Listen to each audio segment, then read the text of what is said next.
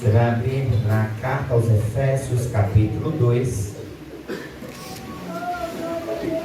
É a leitura que nós vamos fazer. Nós vamos estar refletindo sobre este capítulo. Mas eu queria que nós fizéssemos a leitura introdutória desse sermão, dos versos, a partir do verso 4.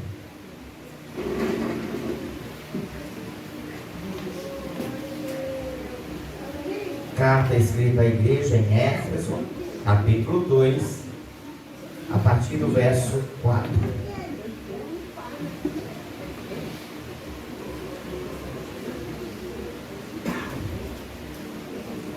Todos encontraram? Amém. Se alguém não encontrou, diga misericórdia que a gente espera. Amém. Efésios capítulo 2, verso 4 em diante, que diz assim: Todavia, Deus, que é rico em misericórdia pelo grande amor com que nos amou, deu-nos vida com Cristo, quando ainda estávamos mortos em transgressões. Pela graça, vocês são salvos. Deus nos ressuscitou com Cristo e com Ele nos fez assentar nas regiões celestiais em Cristo Jesus, para mostrar nas eras que hão de vir a incomparável riqueza da sua graça, demonstrada na sua bondade para conosco em Cristo Jesus. Pois vocês são salvos pela graça, pelo meio da fé, e isto não vem de vós, é dom de Deus. Amém. Feche os teus olhos. Pai, nós oramos a Ti. E nessa oração pedimos, Senhor, que a Tua misericórdia nos alcance por meio da Tua palavra. Tu és Deus excelente, Pai. Deus extraordinário. E é por causa do Teu amor que aqui estamos. É só por causa do Teu amor. Que o Senhor nos leve a compreender a Tua vontade, a Tua palavra. Que ela possa ser aplicada aos nossos corações. E que nós possamos viver a plenitude da Tua graça. Nós choramos em nome de Jesus. Amém. Podeis assentar? E nós vamos meditar nesta noite. Amém? Amém?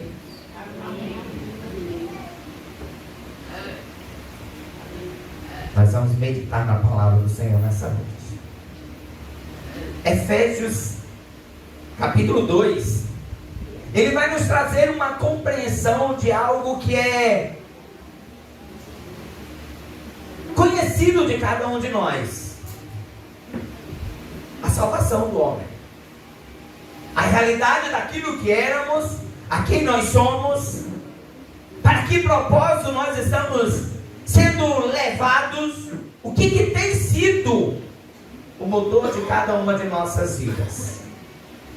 E quando o apóstolo Paulo está escrevendo essa carta à igreja em Éfeso, ele começa falando lá no primeiro capítulo das bênçãos espirituais em Cristo Jesus. Ele fala das coisas que o Senhor faz por meio da sua ação de graças, por meio da oração, por meio de uma vida de entrega ao Senhor. Mas ele agora diz: eu preciso parar e conversar com vocês sobre quem vocês eram e onde o Senhor os colocou. Nós vivemos uma época em que títulos, posição, bens materiais, aparência, é aquilo que tem determinado, criado por regra, de quem nós somos,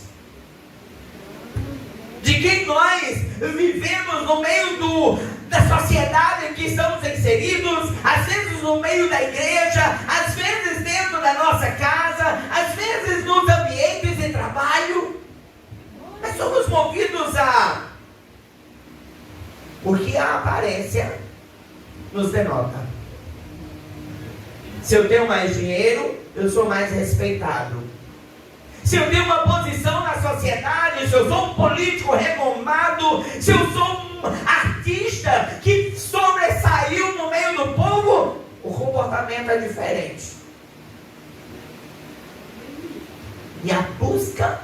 interessante é quem eu sou no mundo em que eu vivo.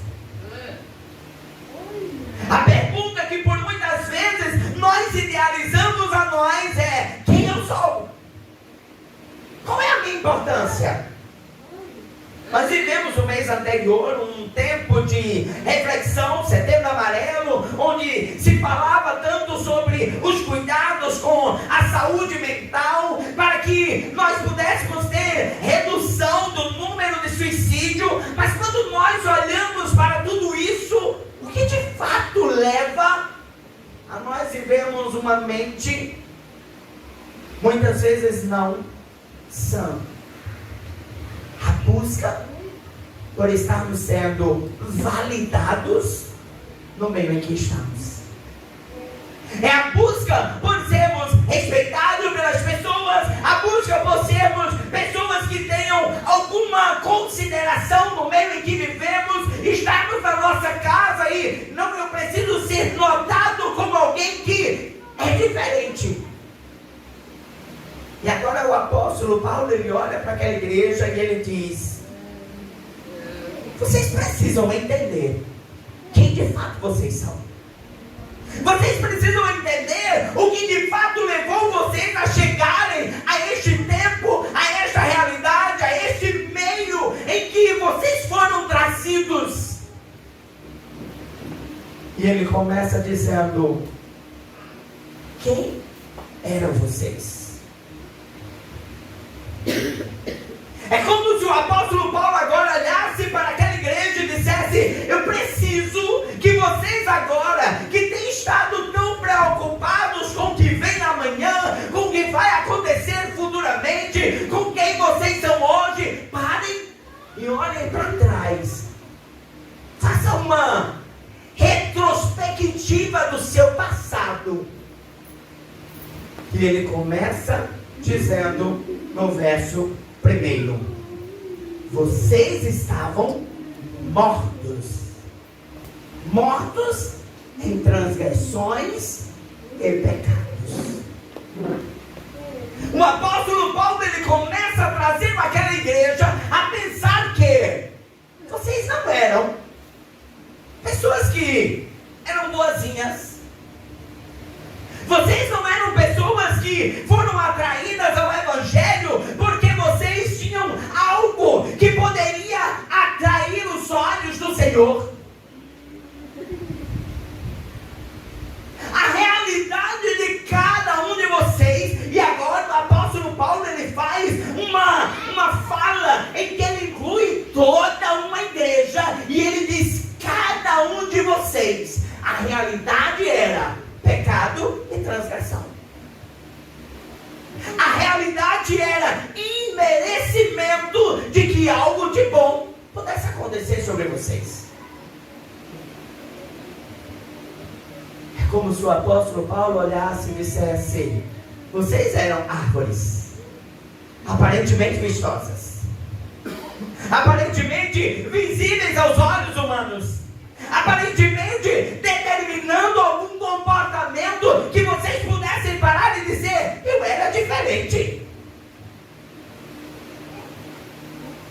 Mas ele está dizendo: vocês eram aparente vivos, mas estavam mortos. A realidade de vocês é que vocês eram movidos, a sua vida era movida por suas paixões, pelos desejos do seu coração, pelos ideais do seu coração. E sabe o que de fato vocês eram? Vocês eram maus. Irmãos, o primeiro ponto que o apóstolo Paulo nos leva a refletir é que nós precisamos olhar para nós e de uma forma muito escancarada entendermos qual é a nossa realidade. Porque às vezes parece que nós estamos vivendo um comportamento na igreja onde nós temos motivações para ser diferente. Sabe, às vezes a gente chega aqui, e não estou aqui fazendo uma crítica, mas às vezes a gente chega aqui e vai falar de, quem era? E a gente vai e pega Emanuel. Não, Emanuel era forroceiro, Emanuel ele estava lá no Parque do Povo, a sua mulher estava em casa orando, clamando ao Senhor por sua vida, e dá uma falsa ideia de que Emanuel não servia de nada, mas que a sua esposa era boa. Eu sei que isso não é o que ela quer dizer, mas você para pensar que quando a gente vai falar de quem era o passado, a gente busca aquilo que aparenta aos nossos olhos era o pior. É como se, não, eu sempre fui bom, Emanuel não prestava. Eu sempre fui bom, Ney é que não prestava. Eu sempre fui bom, mas ruim era a irmã Fátima. Ela, porque ela era ignorante, ela era bruta. Mas a gente olha pra gente e é como se nós esquecêssemos que tão miseráveis éramos nós, tal qual aqueles que nós colocamos na balança como homens cheios de pecados. O que o apóstolo Paulo está olhando para aquela igreja, ele está dizendo: vocês estão buscando encontrar razões para serem salvos, porque vocês são de uma linhagem judaica e os gentios não são. Vocês estão criando ideais de comportamento diferente, mas a verdade é que nenhum de vocês prestava, nenhum de vocês era algo válido ao Senhor. Eram todos farinha do mesmo saco.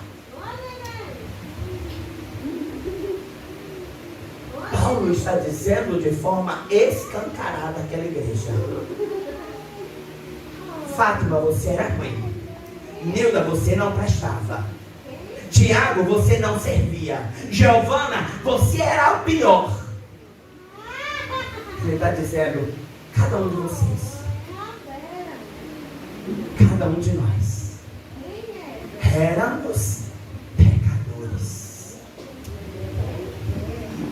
Éramos homens e mulheres necessitados de que algo pudesse acontecer para que a nossa condição ela fosse restaurada.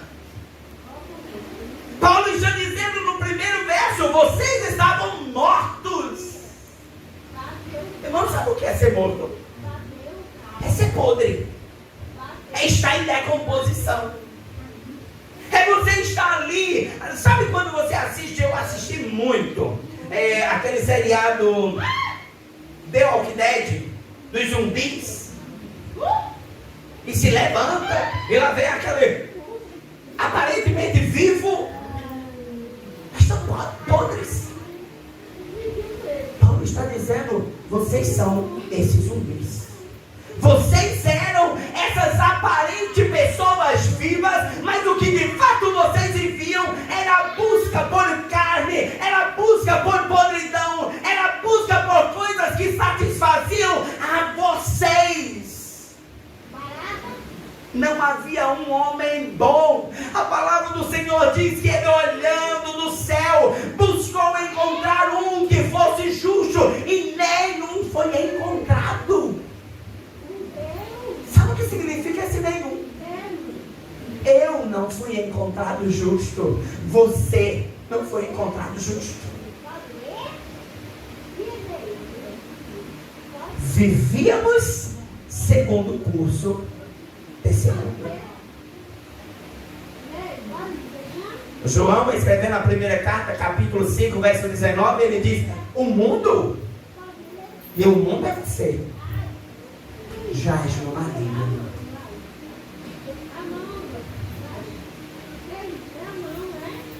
Não há, irmãos, um lugar que a gente vai encontrar uma coisinha boa. Isso aqui que é entregue. Esse mundo está entregue. A realidade desse século está entregue. Às vezes nós estamos idealizando a melhor política, estamos realizando os melhores programas sociais, estamos criando expectativas nas melhores coisas que este mundo pudesse nos oferecer, quando nós esquecemos que a palavra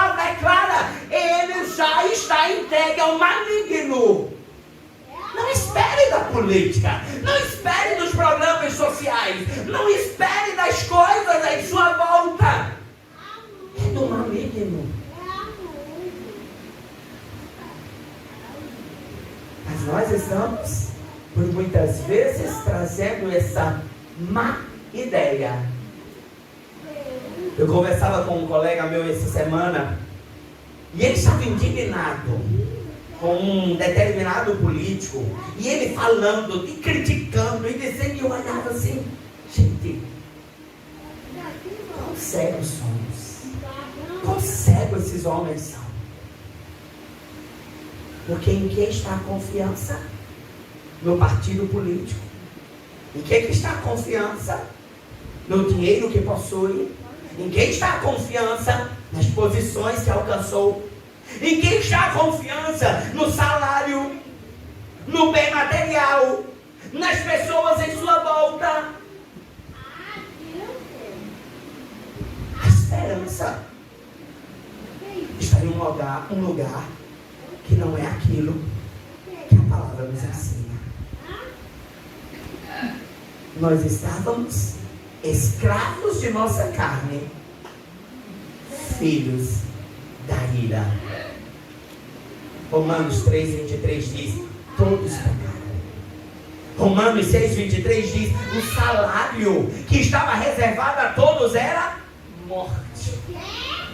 Às vezes a gente fica pensando que o salário do pecado, ser morte, é algo que vai vir lá na frente. Não, irmãos. Quem vive no pecado, vive a morte, já paga. O salário já está sendo ali, pago. Não está sendo reservado para daqui 30 dias, no final do mês, você receber o salário. Não, você está vivendo. A verdade é que esse salário, ele vai chegando logo em consequência ao ato. Assim que a gente está esperando que aquele que está pecando, não, porque Deus vai cobrar dele futuramente. Não, querido, ele já está sendo cobrado em ato, porque ele já está vivendo a morte do pecado. O problema, queridos, é que nós como igreja estamos esquecendo que nós fomos tirados da lei. Nós fomos desse mundo, dessa carniça, dessa podridão. Nós vivemos essa realidade lá atrás. Só que aí agora Paulo diz, mas sabe por que você está aqui hoje? E aí ele faz cair por terra as expectativas. Ele faz cair por terra a ideia de que, não, eu estou aqui hoje porque eu prego, eu canto no Ministério de Louvor, eu sou líder do departamento. Eu estou aqui hoje porque eu estudei teologia, conheço da palavra. Eu estou aqui hoje porque eu tenho um título, sou missionário, eu sou pastor. E aí Paulo diz, no verso do verso 4 em diante que nós lemos, aí ele vai dizer assim, olha, a verdade é que vocês eram podridão. Todavia, entretanto, Deus, que é rico em misericórdia, pelo grande amor que nos amou, deu-nos vida. E aí ele completa a coisa mais extraordinária. Deu vida em Cristo. Sabe o que Paulo está dizendo? Querido, deixa eu te dizer uma coisa. Você não tem nada que justifique você chegar aqui. Você não tem nada que justifique hoje você sentar nessa cadeira, ouvir a palavra do Senhor. Você não tem nada que justifique a sua posição dentro da casa de Deus, de poder usufruir das Escrituras Sagradas. Ele diz, isso é unicamente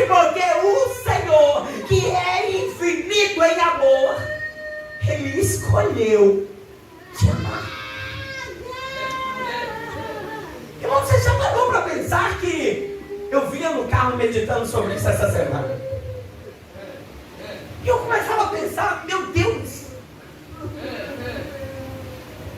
eu não fiz nada. Foi o Senhor. Eu não fui capaz nem mesmo de cumprir a sentença por causa dos meus pecados. Na minha pequenez, Cristo precisou tomar o meu lugar, morrer em uma cruz, ser humilhado, para que eu pudesse estar aqui hoje. É misericórdia, é graça, é favor sem merecimento. Paulo estava olhando para aquela igreja e estava dizendo: meus queridos, vocês não são nada se não for a misericórdia do Senhor. Vocês são nada se não fosse o amor de Deus. É o amor do Senhor. É o amor do Senhor que trouxe Kelsey aonde ela está. É o amor do Senhor que trouxe Socorro aonde ela está. Foi o amor do Senhor que pegou o Antoniel lá atrás. Disse assim: não, eu já estou buscando a paz. Ele não está sabendo de nada, inocente. Vem cá. Você precisa de algo diferente. Porque não é o seu ato, não é o seu comportamento, não é a sua condição de vida, é Deus. Aleluia, glória a Deus. Se não fosse Deus. O salmista, no Salmo 127, ele diz: Israel, se não fosse o Senhor. O guarda era nada, o construtor era nada, as muralhas eram nada, é o Senhor. Se não for o Senhor, você não chega ao dia de hoje. Se não for o Senhor, você não sabe amar. Se não for o Senhor, você não sabe perdoar. Se não for o Senhor, você não saberia ter comunhão com os irmãos.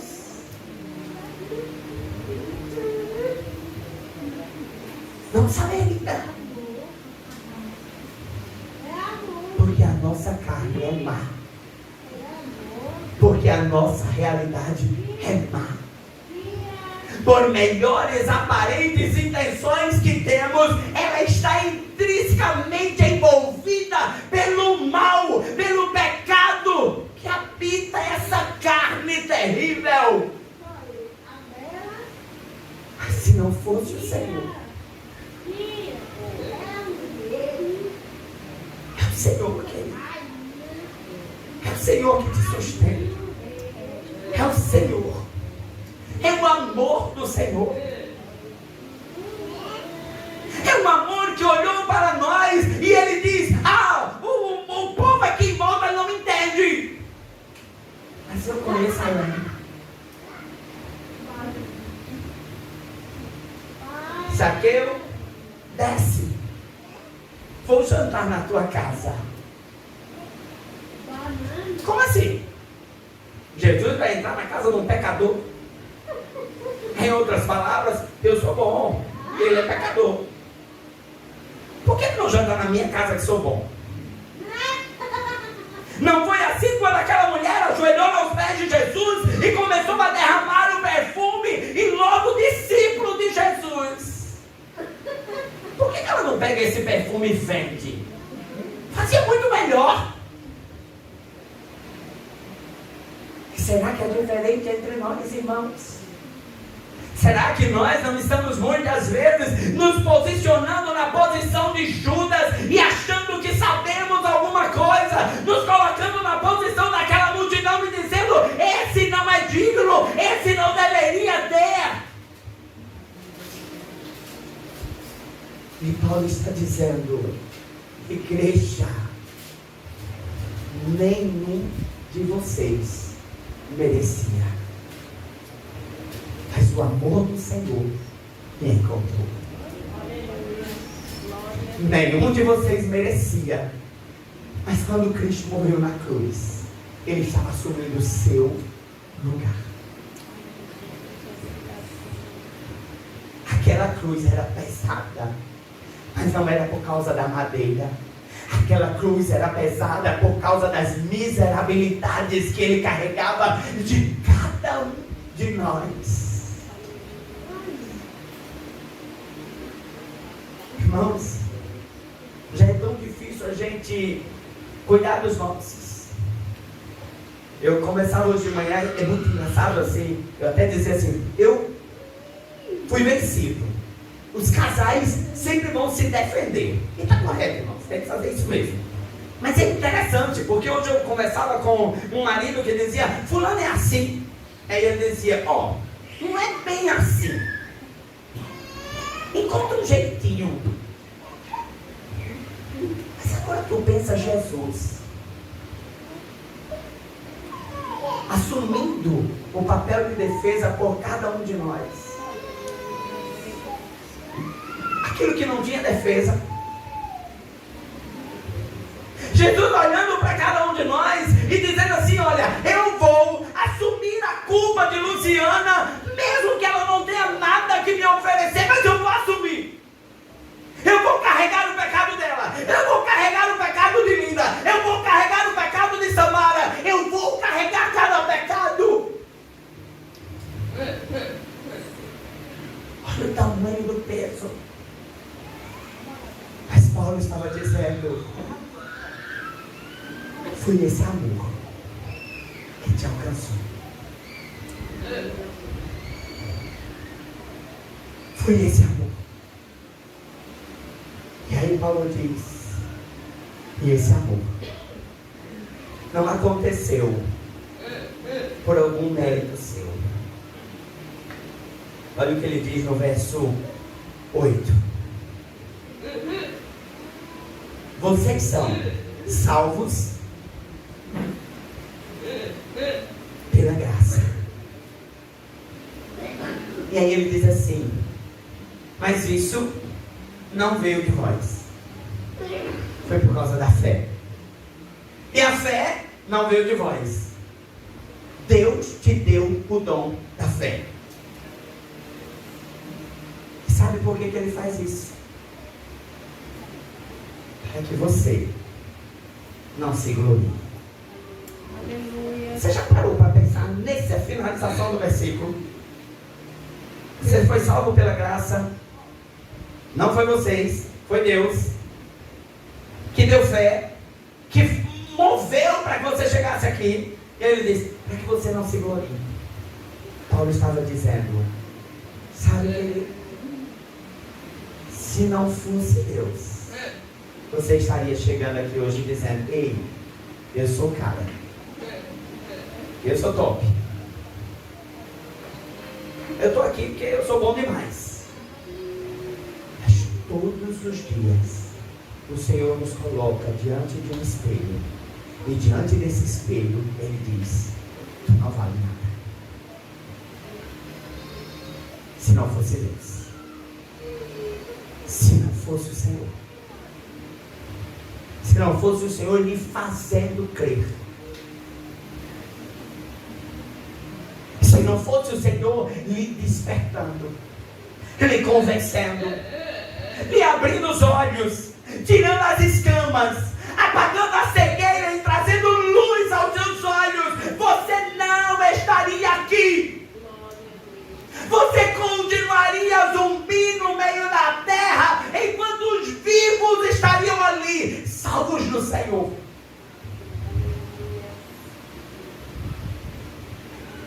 Não é nós.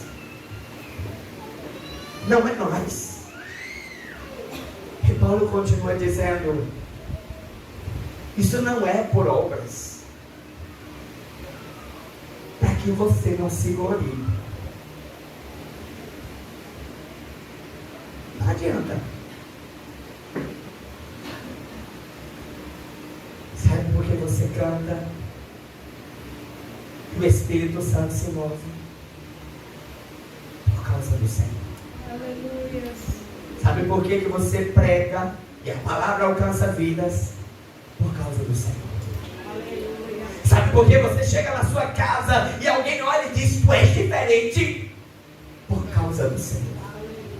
Sabe por que você vai para o seu trabalho e você caminha entre tantos pecadores e alguém olha e diz: eu te vi diferente? É por causa do Senhor. Irmãos, se estamos aqui hoje, foi unicamente por causa do Senhor. João capítulo 3, verso 16 diz: porque Deus, Ele amou o mundo, e Ele amou de uma maneira tão excelente, que Ele pegou o seu mais precioso, o seu único filho, e disse: desce, e morre, assuma a culpa. Sabe quando Jesus está orando, Ele faz uma oração das mais lindas. Ele diz: Senhor, eu estou lhe pedindo por estes, mas eu também te peço por aqueles que ainda vão ser alcançados por causa do sacrifício da cruz. Ele estava olhando para nós, Ele estava olhando para homens e mulheres tão pecadores como nós, mas lá atrás Ele já tinha aqueles que viriam por causa do seu amor. Jesus não estava orando porque Giovanna iria ser alcançada através do que Tony faria, mas Ele estava orando: Giovanna vai ser salva por causa do meu sangue. Talvez eu vá usar Tony, mas ele vai ser só ferramenta, nada mais do que ferramenta. Irmãos, é esse amor que nos traz a esse dia. Esse amor que nos sustenta. Esse amor.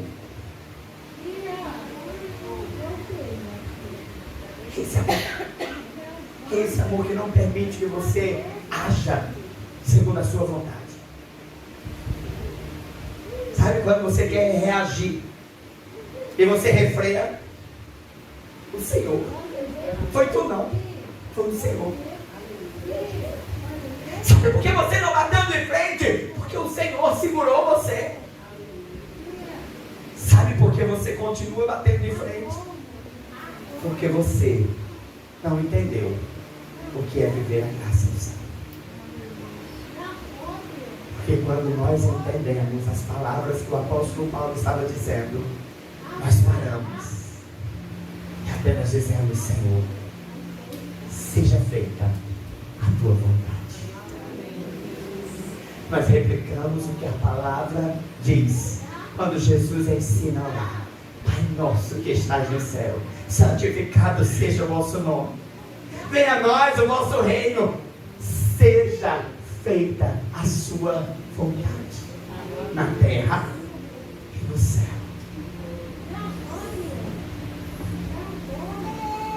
Só conseguimos assim orar quando nós de fato fomos destruídos em nós e ressuscitados em Cristo,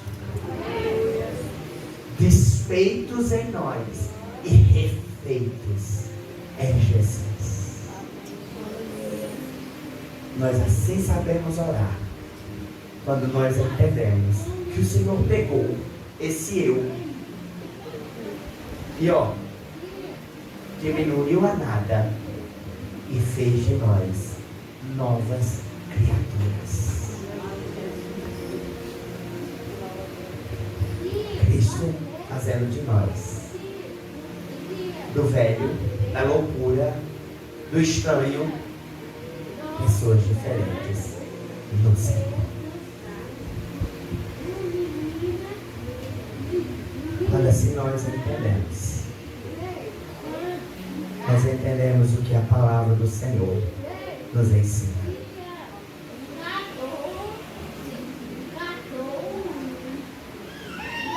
Que a salvação, ela veio unicamente mediante a graça do Senhor.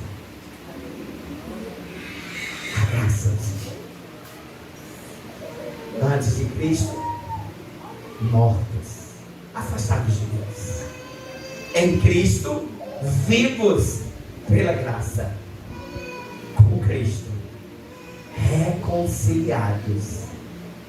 Família, templo de Deus.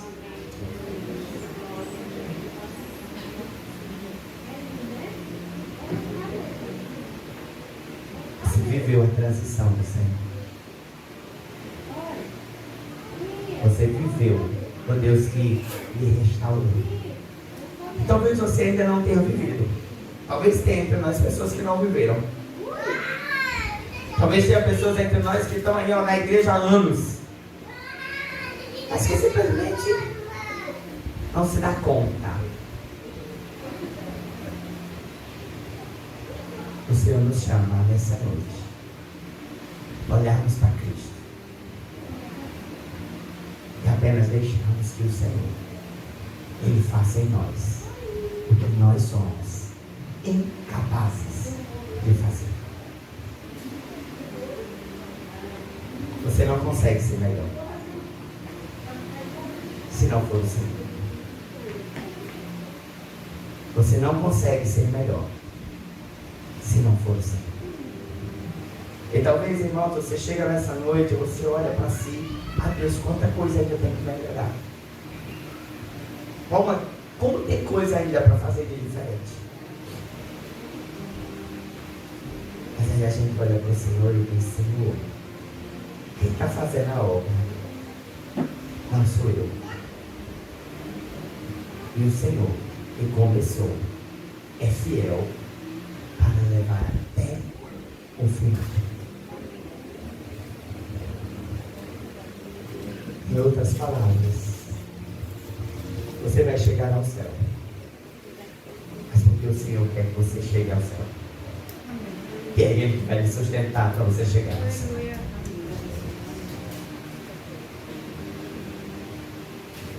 Porque é Ele que está fazendo toda a obra. Amém. Fiquemos de pé. Vou ver o pastor Antônio que vai dar continuidade.